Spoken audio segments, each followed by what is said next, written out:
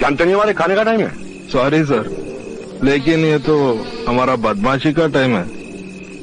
Sir, बैठे बैठे हमको एक आइडिया आया।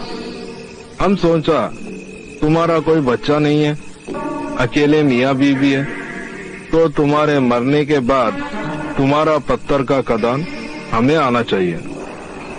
इसीलिए हम आपको अपना बाप बनाने के वास्ते आया सर। बदतमीज, 2 टके के ठेकेदार, तुम्हारी ये मजाल। अपनी खदान का एक बार ठेका तुमको क्या दिया कि तुम इसी के मालिक बनना चाहते हो? निकल जाओ यहां से। बाकी रही खदान की बात, वो मैंने सरकार को देने का फैसला कर दिया है। Now get out from here, वरना धक्के मार के बाहर निकाल दूंगा। बहुत बोलता है रे तू, बहुत बोलता है।